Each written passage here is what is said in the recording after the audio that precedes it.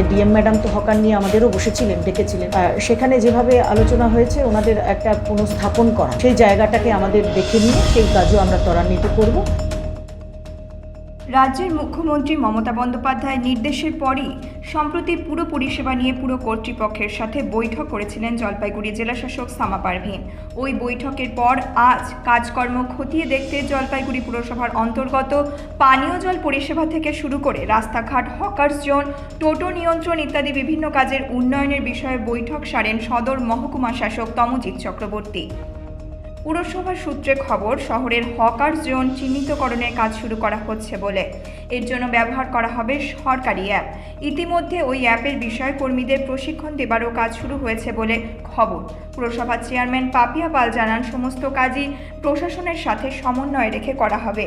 Hawker zone প্রসঙ্গে তিনি বলেন, কিছুদিন আগে জেলাশাসক এই বিষয়ে ডেকে আলোচনা করেছেন, তাদের পুনর্বাসনের ব্যবস্থা করা হবে বলেও জানান তিনি।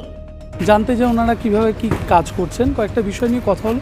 খুব সদর্থক কথা হয়েছে। পশ্চিমবঙ্গের মাননীয় মুখ্যমন্ত্রী যে পয়েন্টগুলো দিয়েছেন সেই পয়েন্ট ধরে আলোচনা হয়েছে। এটা আকস্মিক পরিদর্শন কাম বৈঠক, এটা এইটুকু নিয়ে। কোনো কাজের কি স্পেশাল কোনো চিন্তা? বেশ কিছু চিন্তাভাবনা আলোচনা করা হয়েছে, হয়তো আস্তে আস্তে আগে হবে। বেশ কিছু বিষয় যেগুলো মাননীয় মুখ্যমন্ত্রী নির্দেশ দিয়েছেন ওগুলো নিয়ে আলোচনা হলো। আচ্ছা, হকার নিয়ে ফুটপাত, টোটো হয়তো সব কিছু অন্তর্ভুক্ত আছে আলোচনা। এই মুহূর্তে আমি বলতে পারছি না, তবে আলোচনা হয়েছে, ভালো আলোচনা। এটা হঠাৎই উনি একটা সাডেন ভিজিট করলেন আমাদের সঙ্গে। উনি সকালেই জানালেন যে আমি একটু দেখা করতে চাই। আপনারা জানেন যে কিছুদিন আগে ডিএম ম্যাডাম আমাদের নিয়ে বসেছিলেন।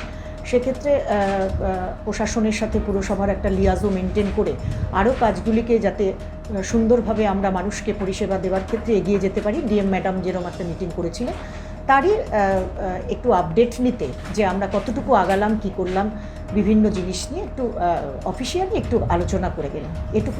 হ্যাঁ, নিশ্চয়ই আমাদের সেটাও আলোচনা হয়েছে। আগামীতে আমরা সেগুলোর দিকেও, আমাদের ডিএম ম্যাডাম তো হকার নিয়ে আমাদেরও বসেছিলেন, ডেকেছিলেন আমাকে।